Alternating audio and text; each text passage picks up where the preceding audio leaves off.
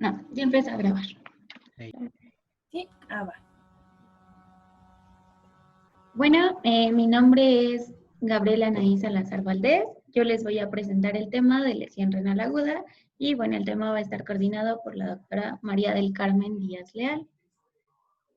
Entre lo que vamos a revisar tenemos la definición, epidemiología, clasificación, etiología, fisiopatología, cuadro clínico, diagnóstico, tratamiento y prevención. Bueno, en algunos casos lo van a encontrar como insuficiencia renal aguda, pero ¿por qué ya no se le llama insuficiencia renal aguda? Bueno, porque se hizo un consenso y se definió que llamarlo insuficiencia solo se estaba hablando de la última etapa, por lo cual se cambió el nombre a lesión renal aguda. Por lo tanto, bueno, tenemos que este es un síndrome secundario a múltiples etiologías que se va a presentar en un periodo justamente agudo, que va a ser de horas a días y potencialmente o en varios de los casos va a ser reversible. Este se va a manifestar por la disminución en la tasa de filtración glomerular, que va a ser menor de 90 a 120 mililitros por minuto por 1.73 metros cuadrados. También por la retención de sangre de productos nitrogenados y la disfunción para mantener la homeostasis de líquidos y electrolitos. También, bueno, pueden encontrar esta definición que salió en 2012 según Cadigo y lo define como un síndrome clínico que está definido como aumento de la concentración de creatinina sérica mayor o igual a 0.3 miligramos sobre decilitros durante 48 horas o mayor o igual a 1.5 veces en los últimos 7 días, o diuresis menor a 0.5 mililitros sobre kilogramo hora durante 6 días. Y bueno, justamente... 6 horas. Ay, sí, perdón, 6 horas. Justamente como les decía, se caracteriza por una amplia gama de trastornos que ver desde indicadores biológicos del daño renal, que hablaremos de algunos de ellos, hasta severos trastornos metabólicos y clínicos que pueden requerir tratamiento renal sustitutivo. Respecto a epidemiología, bueno, encontré que más del 5% de los casos de los ingresos hospitalarios respecto a esta enfermedad se complica y hasta una tercera parte pueden ingresar a unidades críticas. También casi siempre recuperan total o parcialmente la función, sin embargo hay un porcentaje que es del 10 al 20% que va a requerir tratamiento sustitutivo. En algunos casos puede progresar hasta enfermedad renal crónica terminal, que sería el estadio 5. Y bueno, de lo poco que encontré, en México, de acuerdo a los informes de egresos, ocupa el 4º lugar en hombres y el 10º en mujeres, con una tasa de 115 por cada 1000 hombres y 101.5 por cada 100,000 mujeres. Nada más una aclaración desde el punto de vista epidemiológico, Gaby. Así como lo mencionaste, regresa a tu diapositiva, por favor. El primer punto, tú dijiste que una parte de ellos puede ingresar a una unidad de cuidados críticos. No, a lo que se refiere este punto es que hasta la tercera parte de los pacientes que están en una UCI pueden desarrollar falla renal aguda. No que vayan a ingresar a unidades críticas, sino que de manera muy importante es un factor de riesgo que tengan una respuesta inflamatoria sistémica, que estén en una unidad de cuidados intensivos, ya sea pediátricos o de adultos, y una tercera parte de ellos tienen la posibilidad de hacer una falla renal aguda, lo que va a complicar totalmente el asunto. Bueno, respecto a pediatría, encontré que el sexo masculino representó el 52% de los casos y la medida de esto fue de 2 a 26 años y la mortalidad se encontró entre el 18 y el 74% de los casos. En estos, las principales causas son síndrome hemolítico urémico con el 64% de los casos y enfermedades cardíacas con el 18% de los casos. Esto lo vamos a ver más adelante respecto a la etiología. Bueno, encontré algunos factores de riesgo que son modificables y no modificables. Dentro de los modificables tenemos deshidratación, hipotensión arterial, uso de medios de contraste y administración de neurotóxicos e hipovolemia. Y en los no modificables, prematurez, síndrome, ay, aquí me faltó, pero es síndrome nefrótico, cirrosis, sepsis y cirugía cardíaca. Antes de que lo pases, porque antes de que la clasifiques, dos comentarios. Aparte que te faltó la R de nefrótico, es la administración de nefrotóxicos, ¿eh? Tu autocorrector te puso neurotóxicos. Neurotóxicos, sí. Pero es nefrotóxicos. Antes de pasar a clasificación, quiero comentarles lo más importante de esta situación, de este evento, como bien lo dijo Gaby, es una instauración súbita o una pérdida súbita de la función renal. Generalmente, sí, no generalmente, siempre es consecuencia de algo. Y yo creo que lo más importante es que nosotros sepamos qué es ese algo para que nos adelantemos a las posibilidades.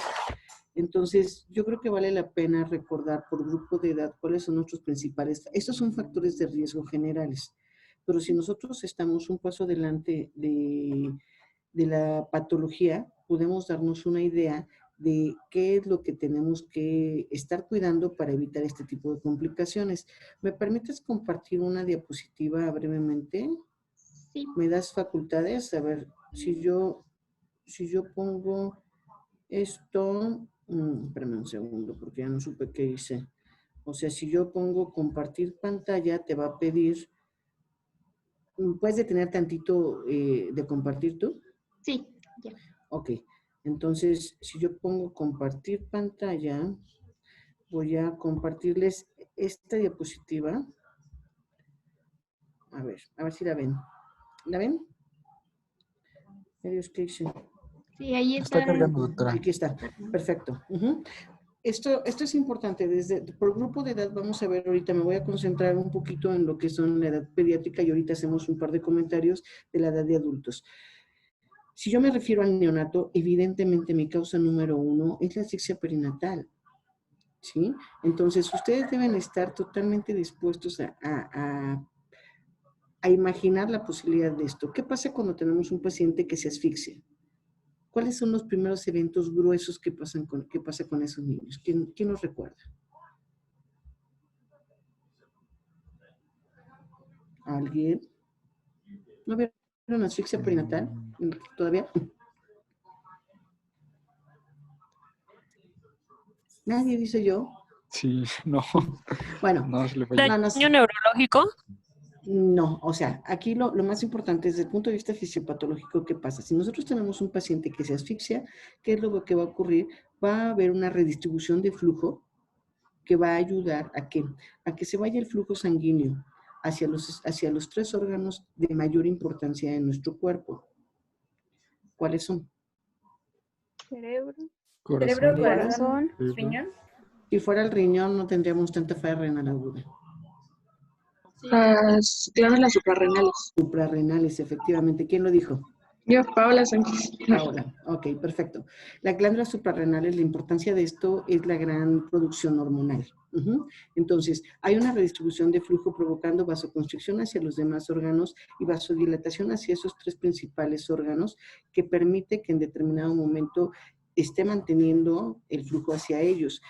Cuando un paciente les hace encefalopatía hipoxico-isquémica es porque de verdad estaba súper asfixiado. Entonces, la asfixia perinatal fácilmente sacrifica el riñón. Entonces, hay que esperar la posible repercusión a nivel renal. ¿Qué me puede dar? ¿Qué es lo que les da el neonato? Ustedes ya están próximos a irse al internado. Les puede dar, ¿qué espero yo? En un paciente que todavía no tiene encefalopatía, pero se asfixió, puedo esperar una enterocolitis con daño a tubo digestivo, una falla renal aguda, alguna alteración de tipo hepático, todo lo que represente hipoperfusión hacia ese órgano va a repercutir. Y obviamente el riñón no es la excepción. Entonces, yo debo de imaginarme que mi paciente nació, no sé, súper asfixiado, ¿qué les gusta? Un Apgar de 3.5.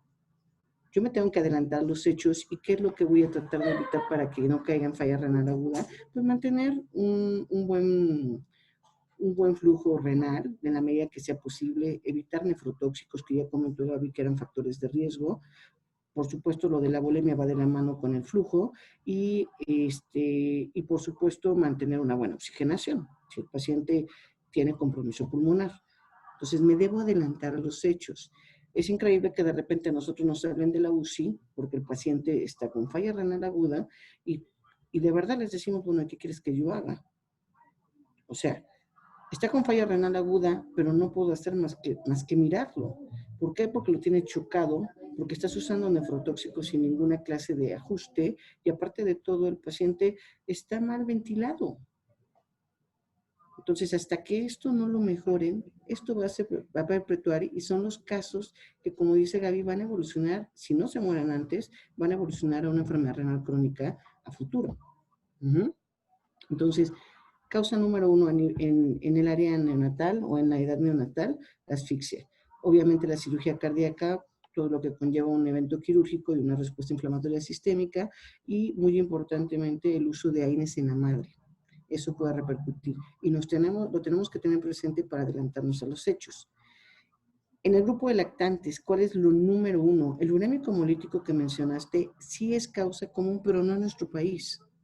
El síndrome urémico hemolítico es muy común en España, es muy común en Argentina, pero en nuestro país, si bien lo tenemos, no es tan frecuente.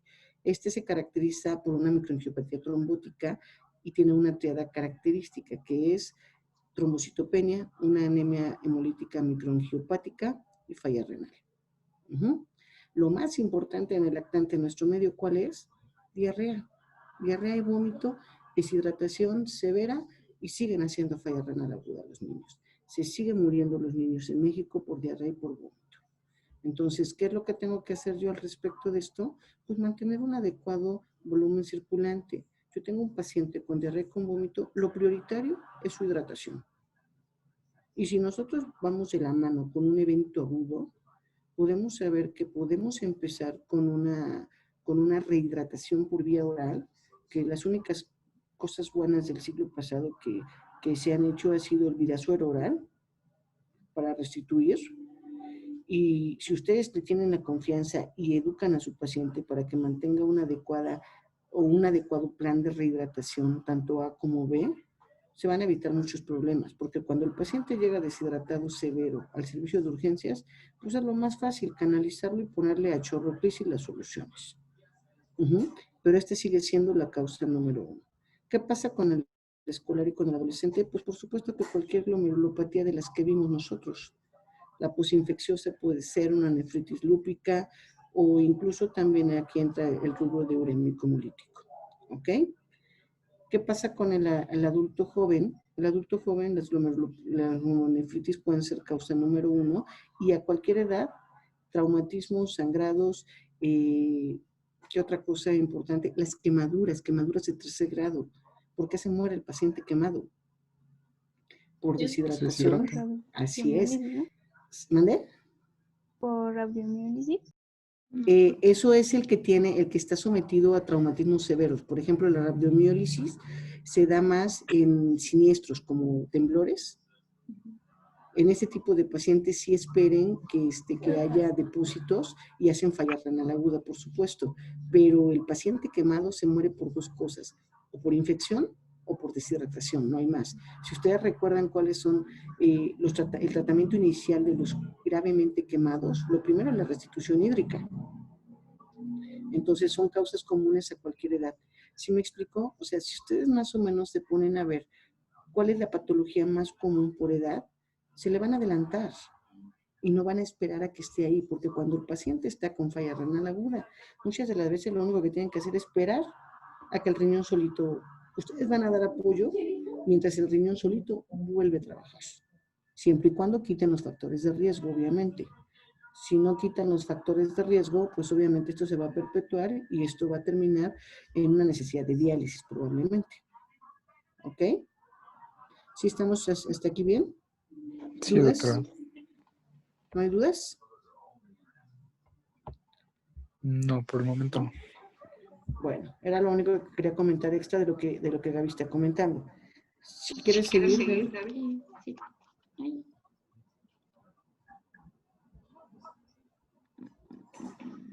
Yo ya paré de compartir, ¿eh? Sí. Pero ahora, ¿cómo lo voy a poner? ¿Quieres que comparta tu diapositivas yo? Sí, sí las puedo. Sí, las tengo abiertas. A ver, déjame ver. Lesión renal aguda, ira, falla renal aguda. Híjole, ¿cuál es la tuya? ¿Cómo le pusiste? Lesión Este, renal aguda. lesión renal aguda. Entonces la tuya es esta. Es que ya no tengo tantas abiertas que. ¿Esta es la tuya? Sí, ¿verdad? No aparece. Ahí está Sí, cargando. está. Sí es esta, ¿no? Es que apenas la está cargando. Ah, ok. Sí, es esa. Sí, sí, sí. Sí, ok. Entonces ya, tú me dices, voy a hacer tu cácaro por el día de hoy. Sí, no sé si la puedo hacer grande. A ver, ya la puse de pantalla. Ah, ok. Bueno, para su clasificación vamos a tener por 3 tipos. La primera va a ser por diuresis y bueno, en esta vamos a encontrar que vamos a tener una lesión renal aguda oligúrica o clásica que va a ser menor de 400 mililitros en 24 horas o una no oligúrica o no clásica que vamos a tener una uresis mayor a 400 mililitros en 24 horas. Respecto a su localización, justamente como ya veíamos un poco, vamos a tener prerrenal, renal y posrenal, que vamos a ir viendo más adelante. Bueno, prerrenal, vamos a tener afectado el flujo sanguíneo que llega al riñón. En renal, justamente es el daño intrínseco. Y posrenal, bueno, esto ya va a ser de la vía urinaria. La siguiente, por favor. Otra clasificación es por su gravedad o estadios. Y aquí, bueno, la clasificación más actual es la clasificación de aquí, que más adelante la estaremos viendo más a fondo. Siguiente, por favor. Ok. Nada más un comentario con respecto a lo de la diuresis. La clasificación que es por la oligúrica o no oligúrica, nada más que tengan como referencia 400 mililitros es en el adulto. Tomando como referencia los valores urinarios normales, consideren oligúrica cuando tiene un volumen urinario menor a 12 mililitros por metro cuadrado por hora y mayor a 12 mililitros. O sea, los rangos de normalidad van desde 12 hasta 80 mililitros. ¿Alguien lo comentó? Ahí está bien. Ok.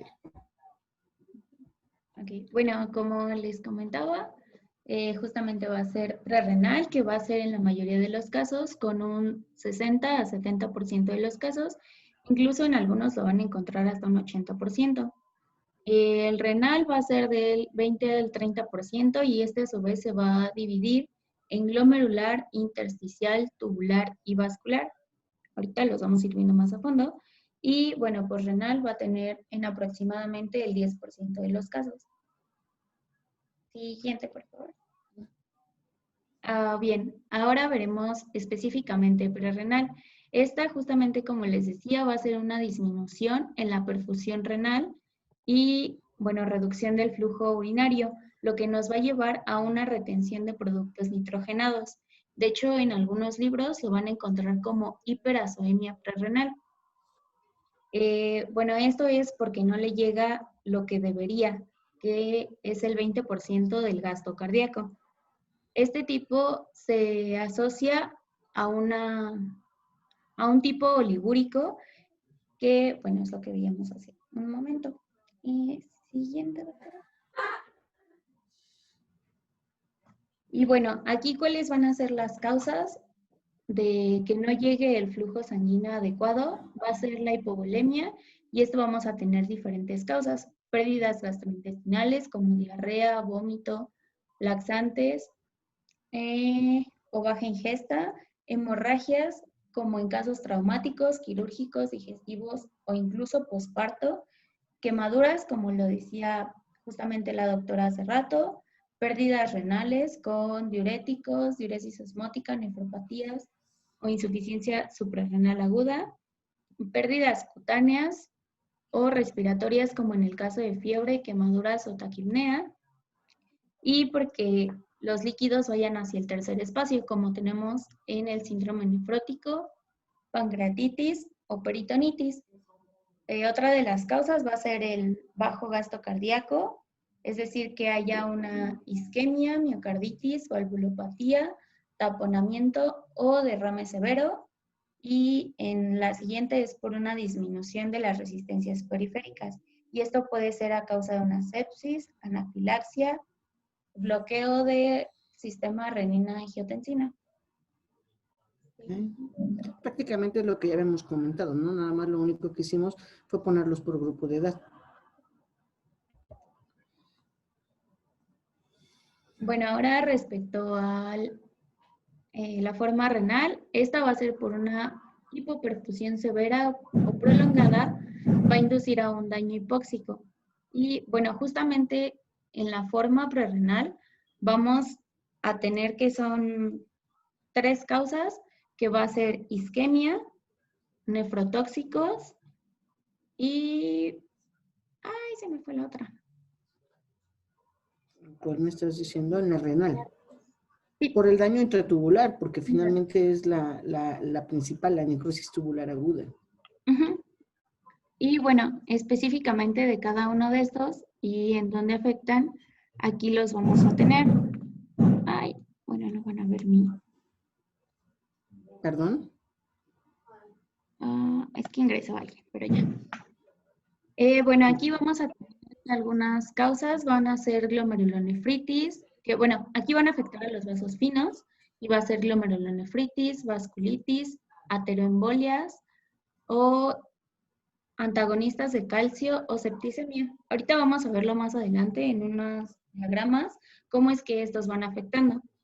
En grandes vasos va a ser por un émbolo arterial renal, por la disección y vasculitis, trombosis de la vena renal o síndrome de compartimiento abdominal. La afección a túbulos va a ser por una tubulopatía, bueno, tóxica, y estos nefrotóxicos van a ser de tipo endógeno, como lo veíamos en la rhabdomiólisis, que es justamente en un traumatismo mayor, o en una hemólisis, y exógenas va a ser por medio de contraste, y vamos, bueno, acá adelante les puse otras tablitas. Estoy mencionando, perdón, lo de la tubular, lo de túbulos, y lo que se refiere a la ATN, la necrosis tubular aguda, que puede ser tóxica o isquémica. Lo más común, ya lo hemos mencionado incluso en alguna otra clase, aquí donde dice exógenas, estamos hablando del cisplatino, que es un quimioterápico que ya habíamos mencionado incluso en WIMS, y el uso de nefrotóxicos como antiinflamatorios no esteroideos y la gentamicina, la micacina, ese tipo de medicamentos que tienen tanta toxicidad a nivel renal. Entonces, casi siempre, como lo están mencionando aquí, la renal es consecuencia de la prerrenal, casi siempre. ¿Ok? O sea, empieza con una disminución del flujo sanguíneo hacia el riñón. Eso es una causa prerrenal. Pero cuando esto perpetúa, entonces continúa la hipocortisolemia renal severa y eso puede producir el daño hipóxico y oxidativo en las células tubulares renales. Que o sea, una se continúa con la otra regularmente, a menos que sea por el uso de medicamentos que es una necrosis tubular aguda, pero exógena. Adelante. ¿Le paso? Perdón. Por favor. Bueno, aquí les puse una tablita de los fármacos asociados, justamente estos nefrotóxicos, y cuál es su mecanismo, ya sea la reducción en la perfusión, toxicidad tubular directa, rhabdomiólisis, obstrucción intratubular por precipitante del agente, nefritis intersticial alérgica o síndrome hemolítico urémico. Y aquí, bueno, en el lado derecho tienen todos los fármacos que lo causan, justamente porque esto lo vamos a ver más adelante en la prevención. Y por favor no los olviden porque siguen yendo los pacientes a consulta por una diarrea común y corriente, más corriente que común, y les siguen dando aminoglucósidos para las diarreas. Y de verdad, los médicos generales, digo, no estoy hablando así, bueno, sí estoy hablando de manera general, lo importante que ustedes deben saber es lo mismo que les decía.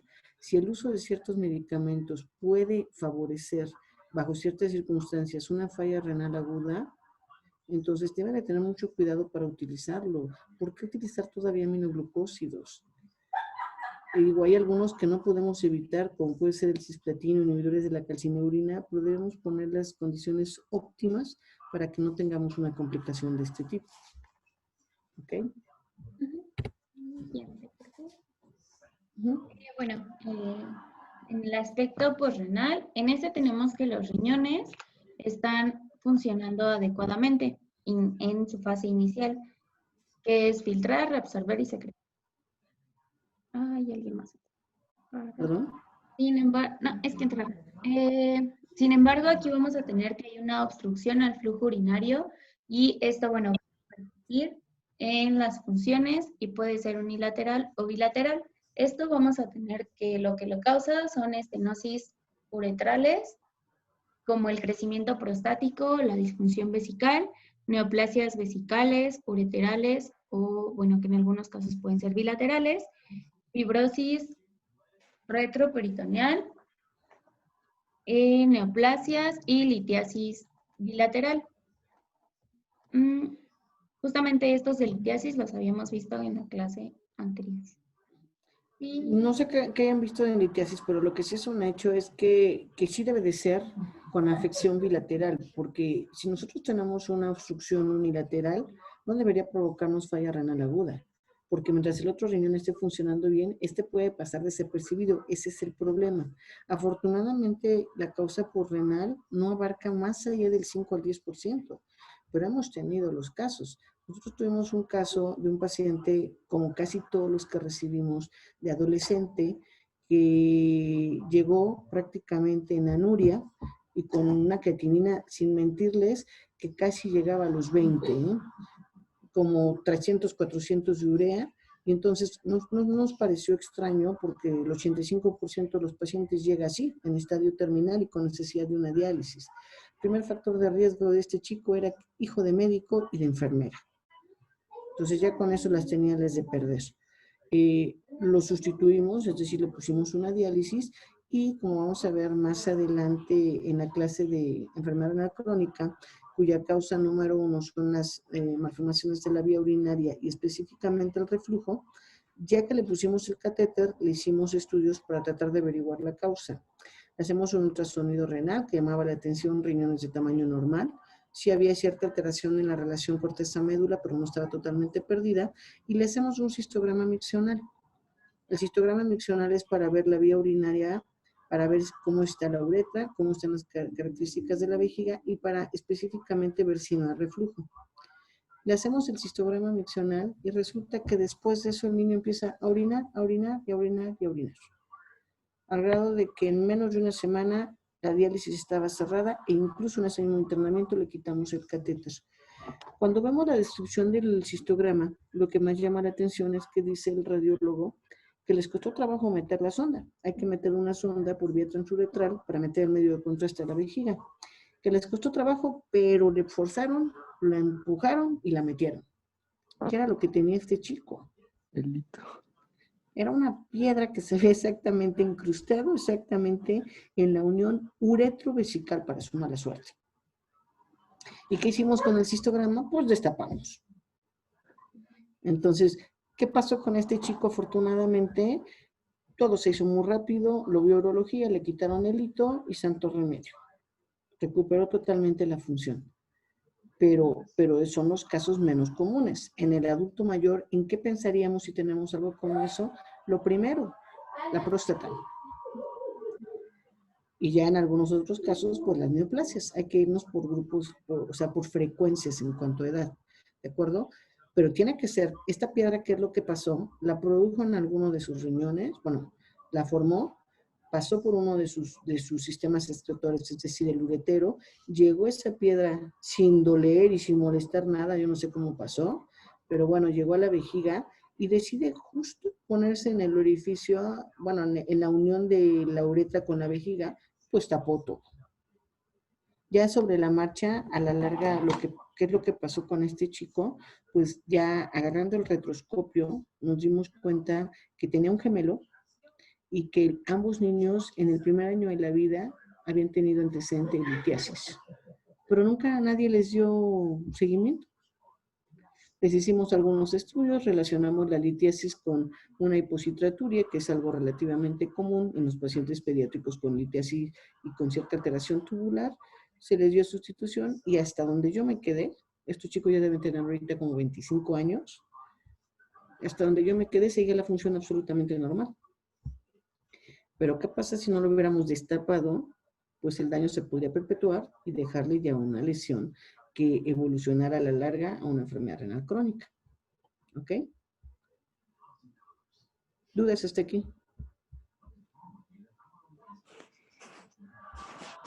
No.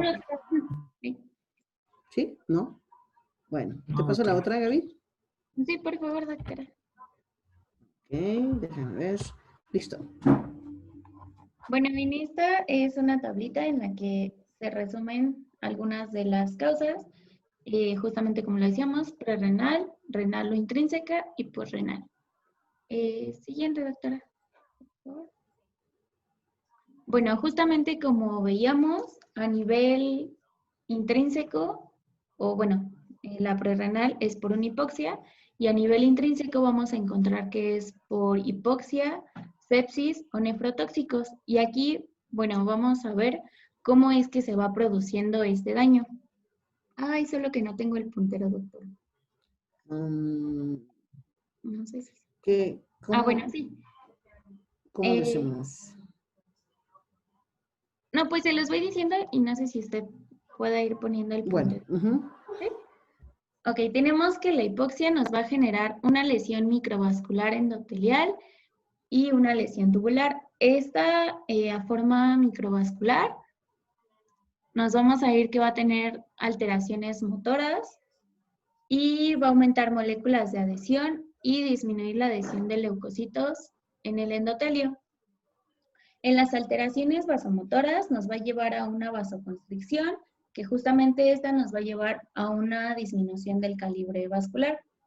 Del otro lado, en el aumento de las moléculas de adhesión y la disminución de la adhesión de leucocitos en el endotelio, vamos a tener una coagulación congestiva, que igual nos va a llevar a una disminución del calibre vascular y una activación leucocitaria con infiltración a túbulos, y esto, bueno, va a llevar a mediadores vasoactivos e inflamatorios, así como factores de coagulación, que se van a aunar hacia la coagulación congestiva e igual van a provocar una disminución del calibre, pero también van a llevar a una inflamación.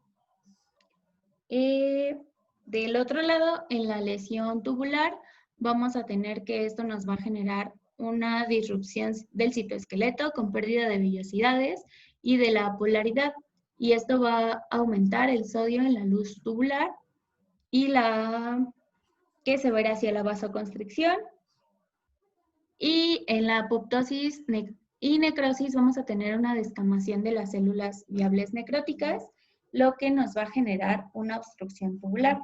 Esto en conjunto, la obstrucción tubular, la retrodifusión y el disminución del calibre vascular nos van a llevar a que haya una reducción en la tasa de filtración glomerular, que es una de los parámetros que se tienen para definir a esta enfermedad como lesión renal aguda. En la siguiente. Ok, por cualquiera de las dos vías, ya sea la lesión microvascular o la lesión tubular, como ustedes pueden darse cuenta, finalmente la consecuencia es la reducción en la tasa del filtrado glomerular, que eso es lo que se va a reflejar con los estudios que vamos a realizar. ¿Ok? Bueno, y en esta imagen les puse justamente del lado izquierdo cómo es la conformación normal, y justamente ahí, bueno, sí tenemos una tasa de filtración glomerular normal, y del lado derecho es donde tenemos todas las células entre fibrocitos, macrófagos, células dendríticas, que van a seguir causando el daño.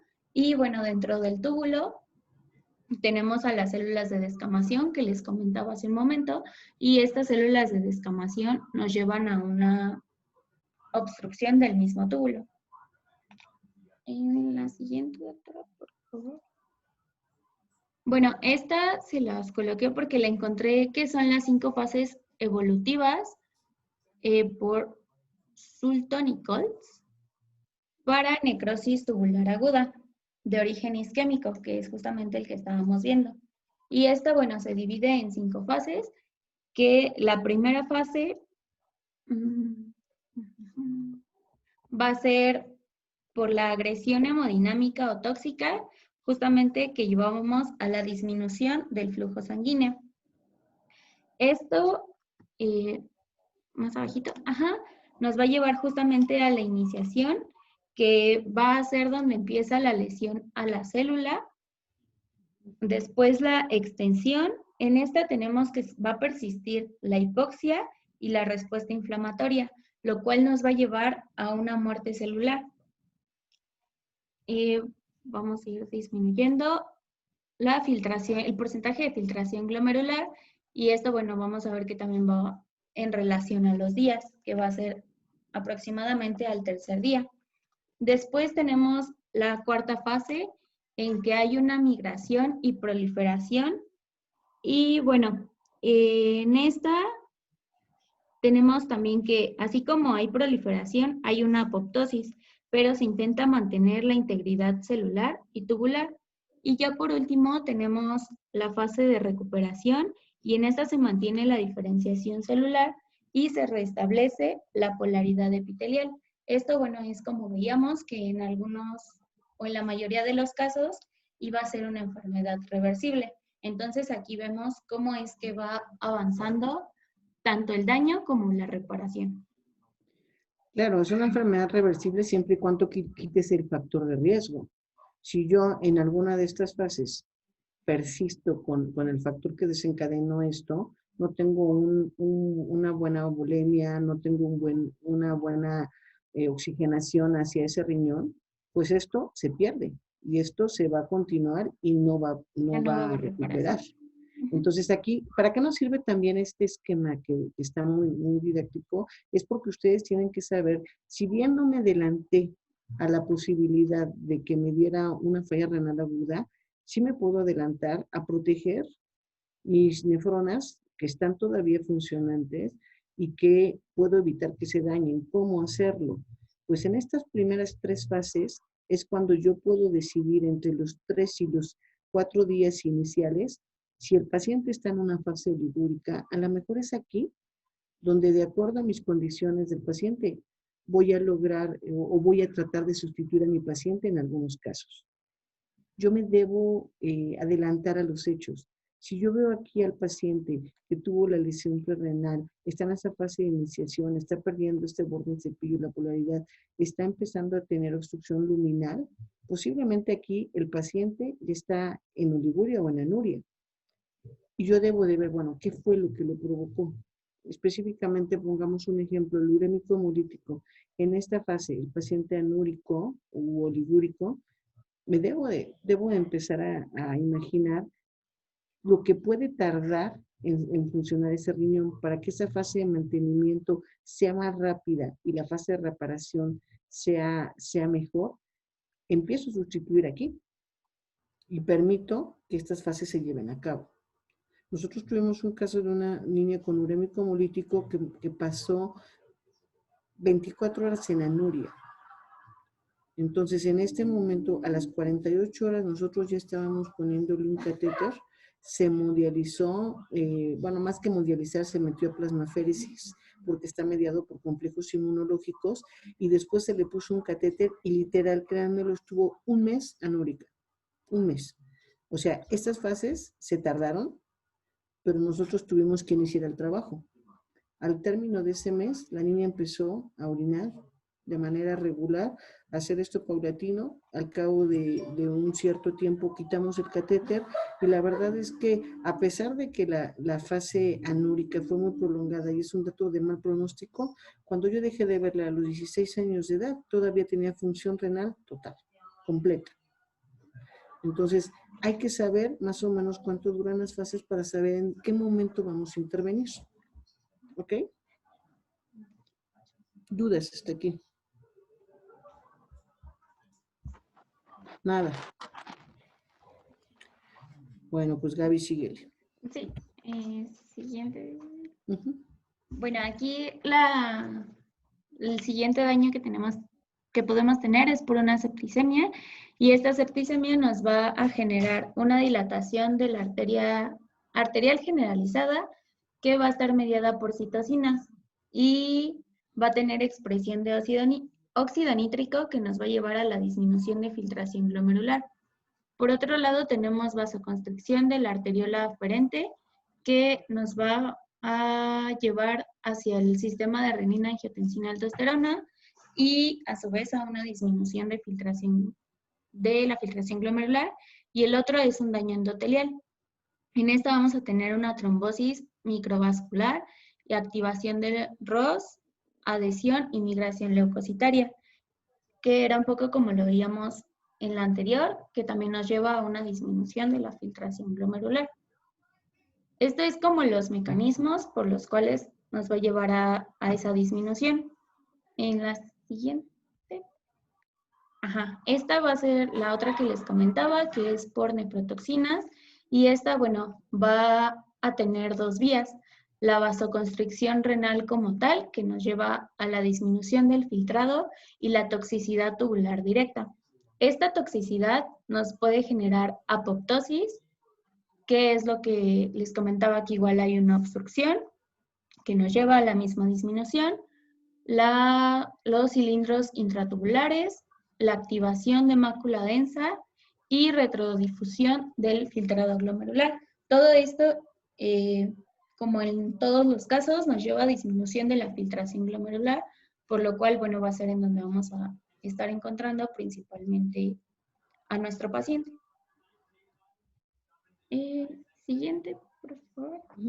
Los criterios diagnósticos, bueno, justamente como lo dicen en la definición de código, va a ser que se va a diagnosticar sobre, el primero va a ser un rápido aumento de la creatinina en sangre, que, bueno, lo podemos ver como miliosmoles o miligramos, que va a ser mayor o igual a 0.3 miligramos sobre decilitros durante 48 horas, o en mayor o igual al 50% durante los últimos 7 días.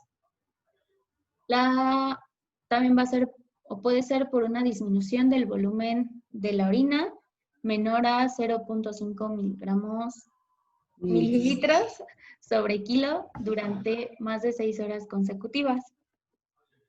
Es suficiente que solo uno de los criterios se cumpla. Y bueno, aquí nos vamos para el diagnóstico como tal, nos vamos a basar en la anamnesis detallada, el examen físico y las exploraciones complementarias que vamos a ver aquí adelante. En la siguiente, doctora, por favor. Empezando por la historia clínica, es importante que indaguemos sobre la pérdida de líquidos, la ingesta inadecuada o la evolución de patrón en la diuresis o alteraciones de la micción, el registro de fármacos y antecedentes de hipertensión, quimioterapias recientes o cirugías cardíacas. ¿Esto por qué? Pues porque vamos a buscar cuál fue la causa para poder a partir de ahí poner una solución. Entonces, bueno, es lo que ya les había comentado un poco de las mismas nefrotóxicos, ya sea por lesiones traumáticas, hemólisis o el consumo incluso de fármacos, que es lo que vamos a estar buscando para ver por qué se dio. El cuadro clínico, bueno, vamos a tener que las manifestaciones propias de la lesión renal aguda son a causa de sus complicaciones y dependen de la forma clínica y la severidad. En este tenemos que algunos de los síntomas generales de la insuficiencia, bueno, más bien lesión renal avanzada, van a ser debilidad, pérdida del apetito, náuseas y vómito, y en el 50% de los casos, como lo veíamos, oliguria o incluso que puede llegar a anuria. En la tablita que les puse ahí va por cada una de las que comentábamos hace rato, hiperazoemia renal y, bueno, sus causas. Bueno, por septicemia e isquemia. ¿Y qué podemos encontrar? Por ejemplo, en isquemia podemos encontrar hipotensión y en algunos casos puede sobreañadirse septicemia. Creo que ya. Perdón, nada más como comentario, generalmente la sintomatología o el cuadro clínico inicial va a ser del factor desencadenante. Obviamente, si tiene un cuadro diarreico, un lactante, pues el cuadro clínico lo va a dar el vómito, la diarrea, la fiebre, mal estado general del paciente. Y bueno, lo de las complicaciones es porque ya está bien establecida la falla renal aguda. ¿Ok? Entonces, acuérdense, lo que tenemos que trabajar es en quitar el factor que está desencadenando toda esta situación.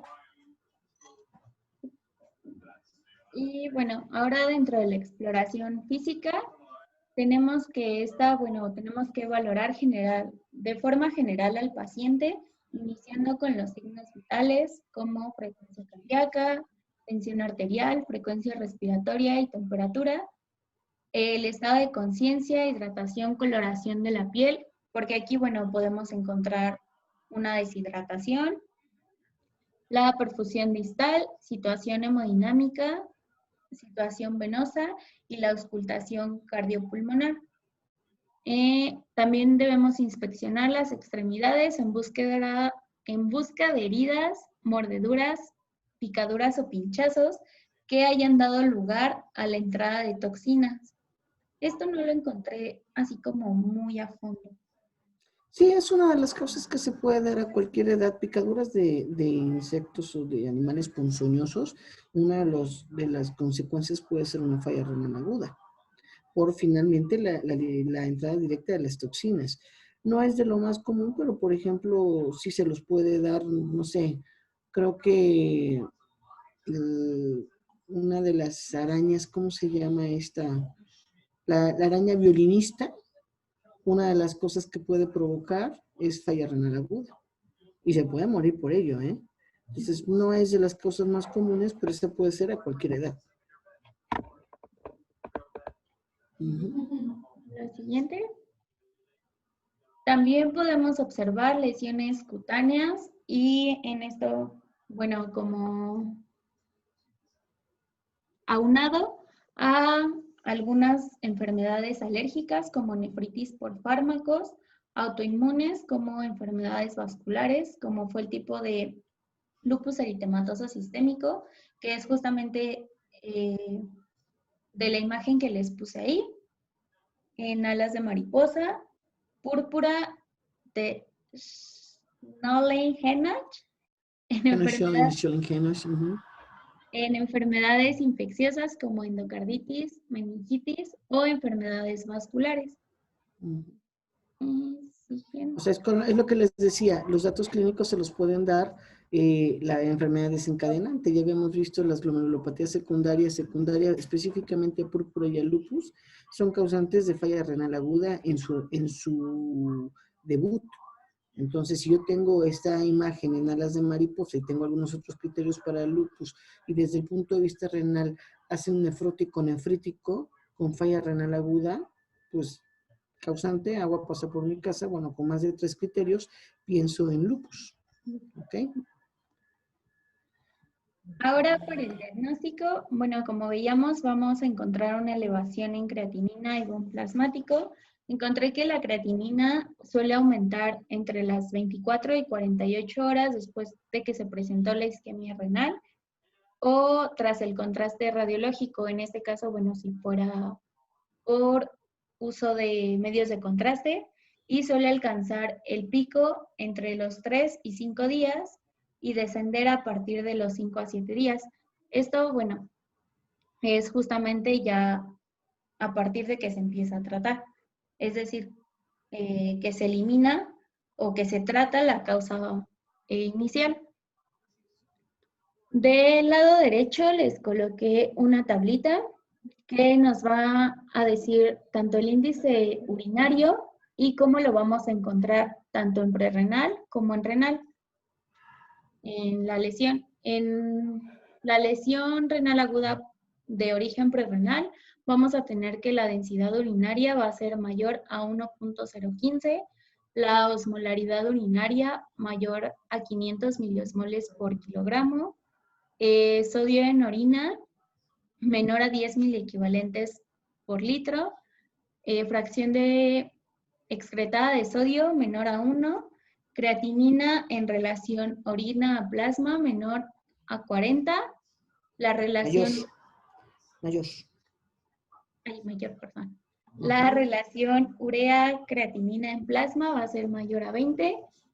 Y aquí, bueno, tenemos el índice de fracaso renal menor a 1 y los sedimentos urinarios van a estar normales. Ahorita vamos a tocar un poquito más lo de los sedimentos urinarios. En la lesión renal aguda de tipo renal o intrínseco, tenemos que la densidad urinaria va a estar menor a 1.012, la osmolaridad urinaria menor a 300 miliosmoles por kilogramo, el sodio en orina mayor a 20 miliequivalentes por litro, la fracción excretada de sodio va a ser mayor a 2, la relación creatinina en orina y plasma va a ser mayor a, ¿no es cierto?, menor a 20, la relación entre urea creatinina en plasma menor a 10, el índice de fracaso renal mayor a 1 y ¿le puede cambiar la siguiente letra, por favor? Sí. Ay. No, la Es siguiente. la comparación, la clasificación de rifle que se utilizaba anteriormente, bueno, es más utilizada actualmente Akin. Rifle es aplicable a adultos, no tanto a niños, y Akin sí es ajustada a niños. Entonces es más o menos los estadios en los que lo pueden encontrar, a qué corresponde desde el punto de vista de la clasificación de rifle, más o menos los valores, ¿no?, los que encontramos de creatinina sérica y los volúmenes urinarios. Generalmente un Akin 3 y un rifle con todos los cambios que tenemos son los que nos obligan a pensar en la sustitución con diálisis. ¿Ok? ¿Hay esa Lo que les o...? comentaba, sí, del sedimento urinario, que es depende que vamos a encontrar, podemos orientarnos hacia la causa. En una imagen normal, podemos decir que va a ser por causa prerrenal, posrenal, trombosis, vasculitis o crisis por esclerodermia. O si encontramos una normal, aquí depende qué encontremos, es donde nos podemos orientar un poco más hacia la causa. Por ejemplo, si nos encontramos eritrocitos y cilindros de eritrocitos, puede ser una vasculitis, una hipertensión maligna. En el caso de leucocitos y cilindros de leucocitos, nefritis intersticial, pielonefritis, infiltración cancerosa del riñón. Si encontramos células del epitelio tubular o cilindros pigmentados, puede ser por causa de nefritis, rechazo celular agudo. Esto va a ser, bueno, por un aloinjerto, mioglobinuria, Globulinuria. y hemoglobinuria. Bueno, también si encontramos cilindros granulosos, puede ser por vasculitis, nefritis, túbulo intersticial, o si hay eosinofiluria, por nefritis intersticial alérgica o enfermedad aterotrombótica, y cristaluria por nefropatía aguda por ácido úrico, oxalacetato de calcio, o fármacos o toxinas, que son las que les había puesto en la tablita donde venían todos los fármacos. La siguiente, por favor. Si nos vamos a una prueba de imagen, aquí, bueno, dentro de la ideal sería un ultrasonido renal, y esta, bueno, generalmente es para descartar o confirmar una causa obstructiva. Esto si pensáramos en una causa posrenal, y aquí vamos a encontrar la presencia de alteraciones o también algunas alteraciones que nos puedan indicar que ya hay una enfermedad renal crónica. La ecografía suele ser la prueba inicial de elección en estos casos, Y bueno, aquí también lo que nos ayuda es a definir el tamaño renal, el grosor de córtico medular y la presencia de dilatación de las vías urinarias. Esto, bueno, si tuviéramos una obstrucción que ya nos estuviera haciendo un reflujo. Debe tenerse en cuenta que la dilatación de las vías urinarias puede no observarse en una lesión renal aguda obstructiva dentro de las primeras 24 a 48 horas, justamente como lo vimos en reflujo, que iba siendo por grados.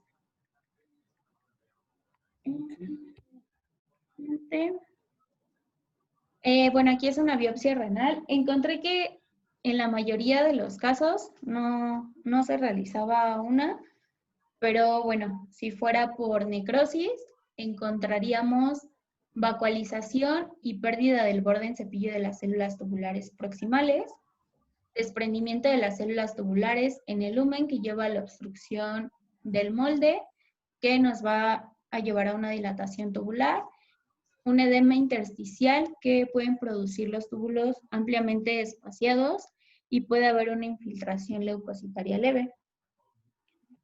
Que en la imagen de abajo. Perdón. ¿Tú me dices la cambio o...?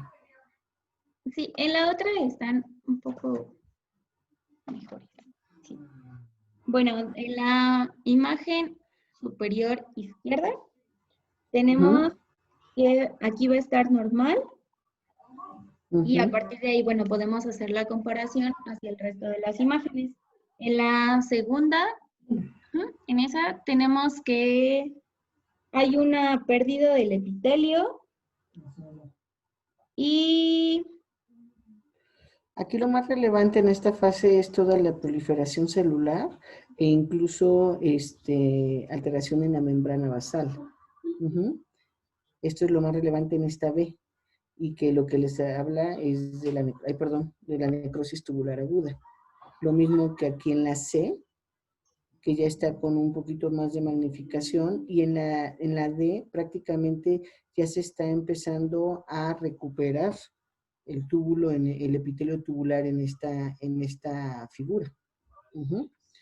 Normalmente, como bien dices, no biopsiamos a un paciente a menos que nosotros estemos considerando que el paciente tiene un riesgo de convertir una lesión rápidamente progresiva y que en muy poco tiempo puede evolucionar a una falla terminal. Pero habitualmente no biopsiamos. ¿Ok? Otro de los parámetros que podemos buscar van a ser los biomarcadores. Actualmente no se tiene un biomarcador ideal, sin embargo se han descrito varios para poder ayudarnos a tomar una decisión respecto a si es necesaria una terapia de reemplazo de la función renal. Esta tablita que les puse es de los biomarcadores más actuales, donde podemos encontrarlos y las características de los mismos. Por ejemplo, el NGAL, lo podemos encontrar tanto en orina como en plasma, y esta, bueno, va a ser filtrada por el glomérulo, reabsorción del túbulo proximal, y esta se va a incrementar de 1 a 2 horas posteriores a la lesión renal. La interleucina 18 la vamos a encontrar en orina.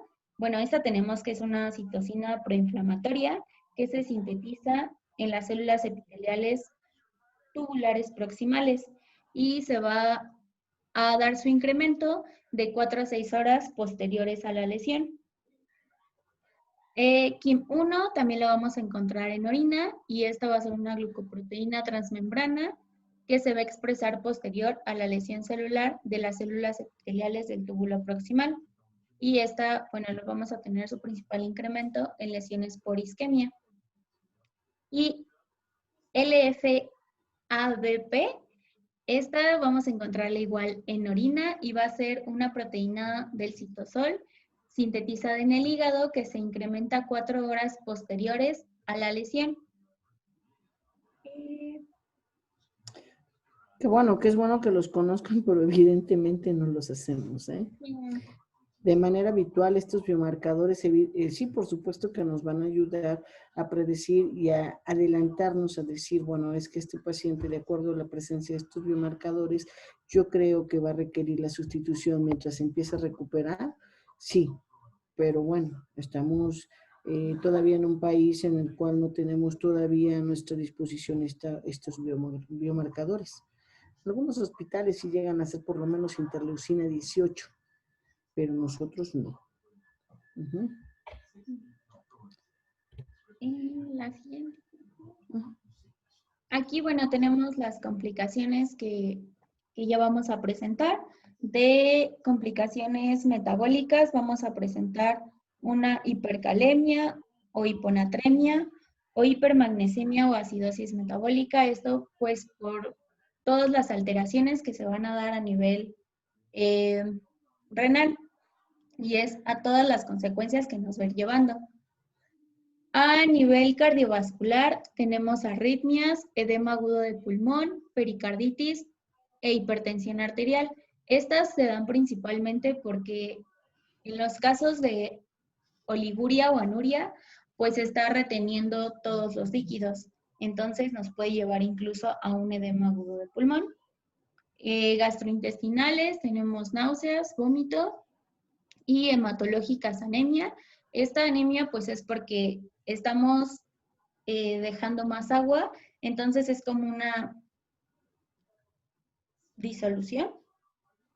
Y en fases avanzadas podemos encontrar afectaciones neurológicas como letargia, confusión, estupor, agitación, psicosis, mioclonías y convulsiones, o cardiovasculares como un taponamiento cardíaco.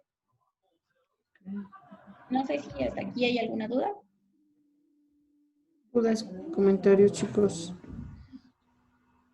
Doctora, por ejemplo, en estos pacientes que tienen una etiología renal, ahí sí no se le puede hacer más que tratar la etiología, en este caso si tiene una glomerulonefritis postestreptocócica.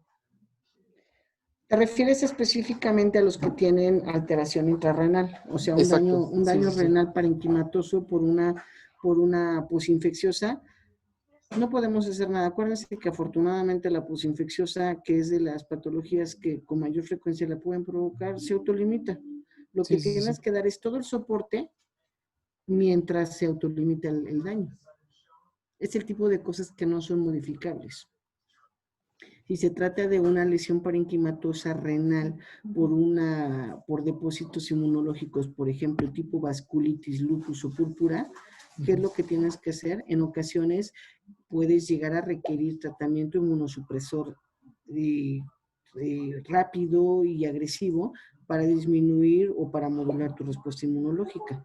Pero cuando la lesión es absolutamente intrarrenal, muchas de las veces lo que tienes que esperar es nada más dar el soporte mientras se estabilice ese paciente.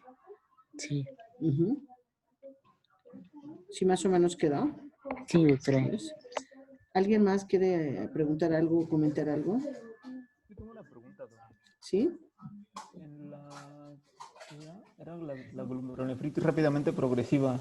Ajá. Tenía la duda, ¿es como una propia entidad o puede ser como secundaria a por ejemplo, una postestreptocócica, lupus o a una nefropatía? Sí. ¿Pero estas evolucionan también a lesión renal aguda o únicamente a falla renal? Es lo que me quedó duda. A ver, otra vez. Lesión renal aguda, falla renal aguda es lo mismo. Ok. Entonces, la entidad catalogada como tal, como una glomerulonefritis rápidamente progresiva, siempre es consecuencia de algo. Como bien lo dijiste, o de una glomerulonefritis o una glomerulopatía posinfecciosa, o de una lúpica, o de una por púrpura, todos los eventos iniciales pueden desencadenar o derivar o terminar en una rápidamente progresiva. Generalmente, esta glomerulonefritis rápidamente progresiva, lo común es que esté mediada por complejos inmunológicos.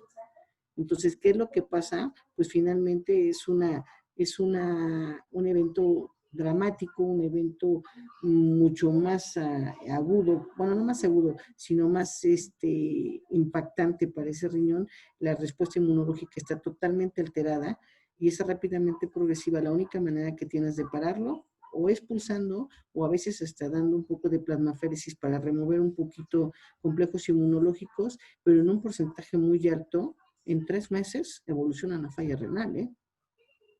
No sé si más o menos quedó claro.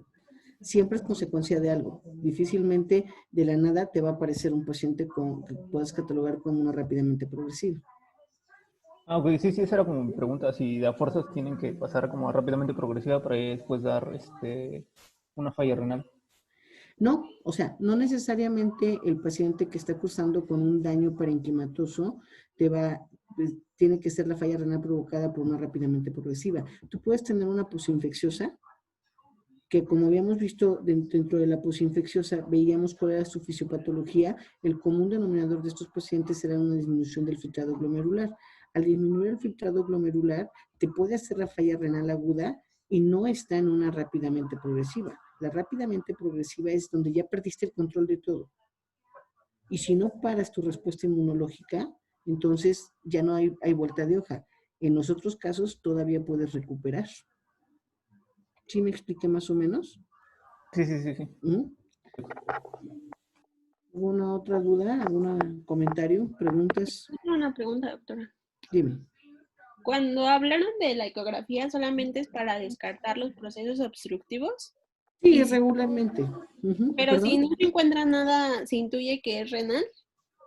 No, la verdad es que los auxiliares diagnósticos, o sea, el radiodiagnóstico no es absolutamente indispensable. Para que tú pienses en el origen de esa falla renal, como puede ser prerrenal, renal y posrenal, tienes elementos más importantes. O sea, tan solo los índices de falla renal, o sea, desde una fracción excretada de sodio, un índice de insuficiencia renal, todo ese tipo de cosas los hacemos antes que un ultrasonido renal. O sea, el ultrasonido nada más es cuando tú sospechas que puede ser el origen posrenal y lo que quieres ver es si está obstruido o no está obstruido. Para otra cosa no te sirve. No te sirve para diferenciar si hay daño prerrenal o renal, ¿eh? Para eso necesitas los índices. Ok, gracias. ¿Bien más? ¿No? ¿Seguimos, Gaby? Bueno, ya por última parte vamos a ver el tratamiento. Aquí tenemos que la primera parte del tratamiento tenemos que actuar sobre la causa para a partir de aquí poder detener el resto. Entonces, por ejemplo, si tenemos que la lesión es prerrenal por una deshidratación, aquí se recomienda la administración de cristaloides como suero salino fisiológico al 9% o hipotónico al 0.45% o una solución Ringer lactato o en caso de hemorragias, por ejemplo, un concentrado de hematíes. En el aspecto renal, tenemos que dar un tratamiento a la nefropatía de base si estuviéramos ante una vasculitis o una glomerulonefritis. Sería dar inmunodepresores o incluso pensar en la posibilidad de una plasmaféresis. En el caso de posrenal, es identificar y corregir la obstrucción por sondaje transureteral o suprapúbico. Este es como lo que nos decía la doctora hace rato del O sea, que paciente. lo curó el radiólogo. Ajá, Al que que fue, curó el radiólogo metiéndole y forzándole la sonda. sí. Diagnóstico terapéutico. Así es, totalmente permitido.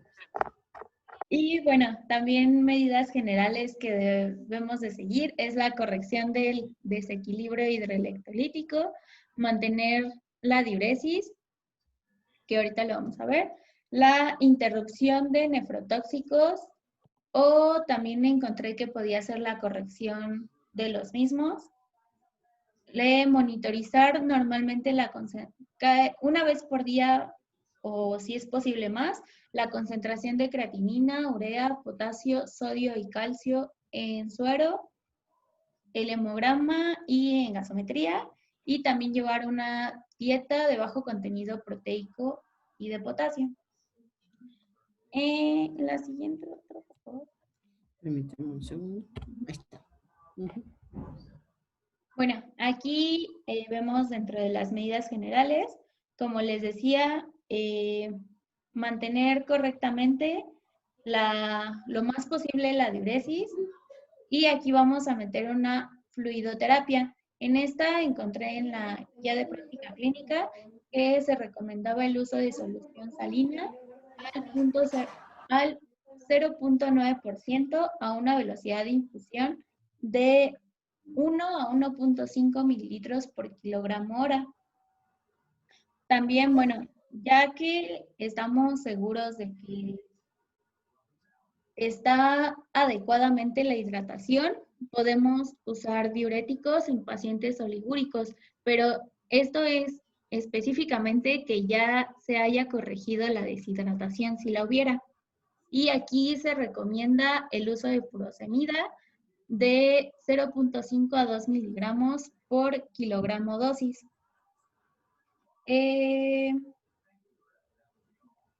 Bueno, es lo que les decía, que debe de haber una buena reposición de líquidos. Y respecto a la nutrición, como les comentaba, el contenido de proteínas debe ser de 0.6 a 1 gramo por kilogramo día, y los carbohidratos hasta 5 gramos de glucosa kilogramo día. Respecto a las grasas, 0.8 a 1.2 gramos kilogramo día, y la máxima administración de energía son 35 kilocalorías kilogramo día. Casi todo esto aplicable al adulto, ¿no? El niño está más que recomendado, que más que aceptado, que desde el punto de vista nutricional tú tienes que dar un aporte absolutamente normal. O sea, estamos en un paciente que no debemos perjudicar más su nutrición. Entonces es un evento agudo. Entonces lo principal es mantener una buena bulimia, diuréticos si es necesario, y una nutrición con prácticamente aporte tanto calórico como de las diferentes proteínas, aminoácidos, carbohidratos, proteínas, carbohidratos y lípidos, absolutamente normal. Ahora, con respecto a los diuréticos, también es a veces un predictor.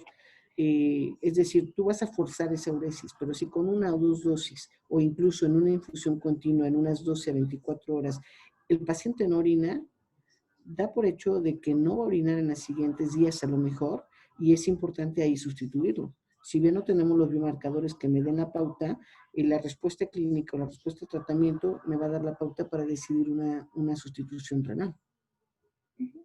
¿Ok? Yo recuerdo mucho el caso de una niña cuya familia, todos ellos se fueron al monte y comieron hongos. Seguramente eran alucinógenos. A nadie le provocó nada más que a la niña. Le hizo una falla renal aguda. Llegó prácticamente anúrica al servicio de urgencias, forzamos uresis con dosis que pueden ir a megadosis de hasta 5 miligramos por kilo de peso por dosis de furosemida. No orinó, le pusimos un catéter, la dializamos durante los próximos 4 o 5 días y posteriormente solita empezó a orinar. Y fue por efecto de los hongos, ¿eh? Entonces, pero fue la única que se enfermó. Todos los demás de la familia sin ningún problema. ¿Okay? Entonces, puede ayudarles también para ir dándole la pauta sobre si me adelanto a una sustitución o no me adelanto.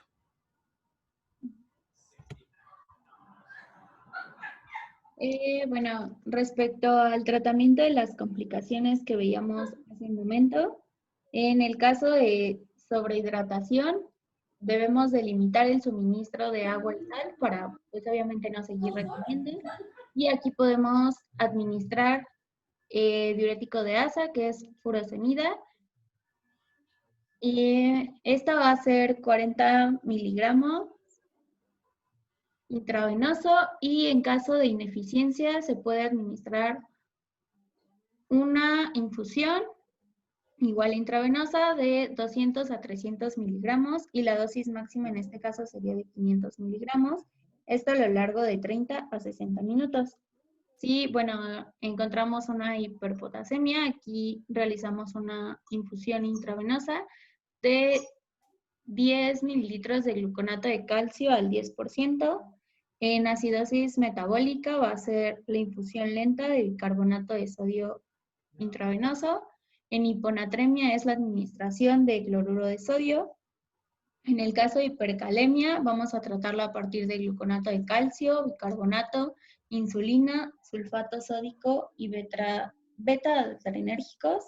Y como les decía también hace un momento, en caso de anemia, transfundir un concentrado de Matías. Esto, bueno, si nos encontráramos ante que hubo un sangrado severo. En este no se deben administrar estimulantes de la eritropoyesis porque es habitual que encontremos una resistencia a su actividad. Entonces, pues mejor transfundimos el concentrado de Matías. Y de hecho ningún estimulante te actúa de manera inmediata, ¿eh? Entonces realmente no tiene mucha utilidad, aunque, por ejemplo, los que profesan la religión Testigos de Jehová, que no aceptan las transfusiones, generalmente dicen es que ponen un estimulante, es decir, eritropoyetina, por ejemplo, pero en realidad no actúa de manera inmediata y en eventos agudos difícilmente vamos a tener una buena respuesta. Y bueno, en esta tenemos que ya son las terapias de reemplazo renal y para esto, bueno, es la diálisis peritoneal, la hemodiálisis o terapias lentas continuas. Estas las vamos a ocupar dependiendo y enfocándonos en nuestro paciente. Y para iniciarlas hay criterios que fueron realizados por la ADQI y en estas, bueno, se considera oliguria o anuria menor a 200 mililitros por minuto, acidosis metabólica con pH menor a 7.1, hiperazoemia con un igual o mayor a 80 miligramos sobre decilitro, hipercalcemia mayor a 6 miligramos. Hipercalemia, doctora, hipercalemia. Ay. O sea, potasio. Está bien escrito. En algunos lados lo escriben con K, pero hipercalemia se refiere no a calcio, sino a potasio. Ahí dije hipercalcemia, ¿verdad? Perdón. Sí, dijiste hipercalcemia.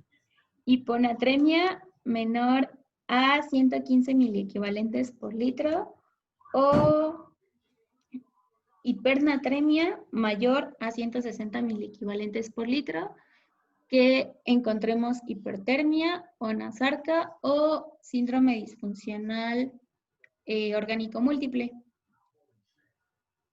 Esta, bueno, si hay uno de los 8 puntos, se debe pensar en la terapia del reemplazo. Si se presentan 2, es obligatoria iniciar esta terapia de reemplazo. Y si encontramos 3 de estas características, pues ya es urgente iniciarla. Ok. Generalmente, de manera aislada, solamente hay 2 criterios que nos hacen pensar en una diálisis. O sea, y que casi es obligada. Una hipercalemia que no existe cifra mágica. O sea, no es 6.5, no es 7, no es 7.5, no es 6. La hipercalemia que nos obliga a dializar a un paciente es aquella que tenga alteraciones electrocardiográficas, porque esa es la consecuencia, ese es mi riesgo, que tenga alteraciones electrocardiográficas y mi paciente se va a parar, definitivamente. Y el otro, la sobrecarga hídrica con expresión máxima de insuficiencia cardíaca y muchas de las veces el paciente está en anasarca. Estos 2 criterios de manera aislada pueden obligarme a dializar a un paciente. Los demás generalmente van 2 o 3 juntos para que yo decida dializarlo, no hemodializarlo. ¿Qué es mejor? ¿Diálisis peritoneal, hemodiálisis o terapias lentas continuas? Cualquiera de las 3, lo debemos individualizar. Si yo tengo un paciente chocado, hipoperfundido, no les recomiendo que lo dialicen con diálisis peritoneal. ¿Por qué? Porque el peritoneo requiere de perfusión. Y si no está bien perfundido, no me va a servir de nada. Luego se quejan los médicos de terapia intensiva cuando le ponen un catéter Tenkov y nos dicen, es que no ultrafiltra, es que no está sirviendo. Sí, no está sirviendo porque no lo tienes perfundido ese peritoneo. Entonces, bajo esas circunstancias, a lo mejor me conviene más al paciente meterlo a hemodiálisis. Pero un paciente inestable, lo que más nos recomiendan es la terapia lenta continua. Pero no en todos los lugares hay terapia lenta continua. ¿Por qué? Porque para esto se requiere una máquina de hemodiálisis y para esto se requiere un prisma. Y muy pocos hospitales tienen un prisma. Y lo que se trata es de hacer lo mismo que la hemodiálisis, pero más lento para evitar inestabilidad hemodinámica en ese paciente. ¿Ok? Y bueno, esta ya es una tablita en las que les dejo como resumen y está por prerrenal, renal, postrenal, las principales causas o por lo que se puede dar, lo que podemos encontrar al diagnóstico o para su diagnóstico y el tratamiento. ¿Eh? Aquí, Perdóname. ay, ya no la metí. Bueno, para la prevención de esta patología, tenemos que se debe realizar la corrección temprana si encontráramos una hipovolemia o una hipotensión. Esto pues para no llegar a encontrarnos hasta la insuficiencia renal aguda, como veíamos en vómito o en diarrea, pues ir corrigiendo esa deshidratación. También, en caso de que la causa o pudieran ser los nefrotóxicos, eliminarlos o hacer un cambio. En el uso de contraste de yodo también debemos tener cuidado y también identificar a los pacientes que tengan un aumento de riesgo, como ancianos, pacientes con insuficiencia renal crónica, diabéticos o con alguna hepatopatía crónica. Y no sé si hay alguna duda, comentario. Chicos, ¿alguna duda? Yo ¿Algún hice una comentario? pregunta, doctora. A ver, dime. Bueno, estaba leyendo lo de las causas parenquimatosas. Ujú. En la práctica clínica sí hay causas parenquimatosas que se comportan como si fueran de etiología prerrenal. Sí, claro. O sea, si tú tienes un paciente hipoperfundido, esa es la causa prerrenal. Si tú no perfundes de manera adecuada, esto se perpetúa y termina siendo una necrosis tubular aguda. Esto es muy común, de hecho. O sea, una prerrenal que se haga renal, por supuesto que es de lo más común que podemos encontrar. No sé si es a lo que te refieres. No, yo decía, por ejemplo, que yo como para poder diferenciar si es una causa prerrenal o renal, pues empiezo a buscar los datos de si la fracción excretada de sodio, que si la osmolaridad, pero hay algunas parenquimatosas que se comportan como si fueran prerrenales, o sea que una parenquimatosa, una de etiología parenquimatosa tiene un FeNA reducido y una osmolaridad aumentada de sodio. Sí, pero eso es porque el origen fue prerrenal. O sea, cuando tú haces buscas esos parámetros bioquímicos y te sale que sugiere algo prerrenal, aunque tú ya tengas en este momento datos que te sugieran una parenquimatosa, esto fue consecuencia de lo otro. Ok.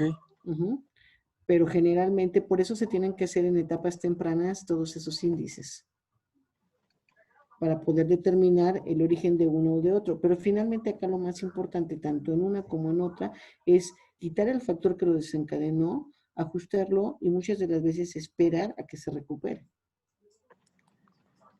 Okay. Ahora, no deben de echar por un lado la situación de que esa clasificación que mencionaba Gaby de oligúrica o no oligúrica, también en esa fase de mantenimiento cursa con una etapa poliúrica. En etapas iniciales, los primeros días se hace una fase oligúrica, pero posteriormente en la fase que va todavía de mantenimiento puede tener una fase poliúrica y esa fase poliúrica de repente confundirlos. Sigue estando con falla renal aguda. Y si ustedes no sustituyen lo que deben de sustituir o corrigen lo que deben de corregir en esa etapa de mantenimiento, esa fase de recuperación se cae nuevamente y perpetúa el daño. Hay ocasiones que de la fase anúrica o oligúrica de repente les empiezan a orinar hasta 5 o 6 litros al día. ¿Y qué es lo que debemos hacer ahí como soporte? La sustitución hídrica. ¿Ok? Sí. ¿Alguien más que quiera preguntar algo? ¿Comentar algo? Acuérdense que lo más importante es adelantarse a los hechos. Cuando el paciente ya cayó en falla renal aguda, muchas de las veces, de hecho, la falla renal aguda, regularmente la trata el intensivista. Difícilmente nos hablan a nosotros. Y cuando nos hablan a nosotros, pues muchas de las veces les digo, o es para ponerle un catéter y hemodializarlo, o es para sugerir una terapia lenta continua, o en su defecto es para decirle, ok, sí, no requiero ahorita una sustitución y me quedo mirando. Pero tienes que corregir todo lo que desencadenó, porque si no, esto de que me quedo mirando al ratito se convierte en la sustitución. ¿Ok? Chicos, ¿alguna pregunta? Por el momento no, doctora. Perfecto. Pues doctora Gaby, muchas gracias. Gracias, doctora. Entonces, prácticamente nos faltaría nada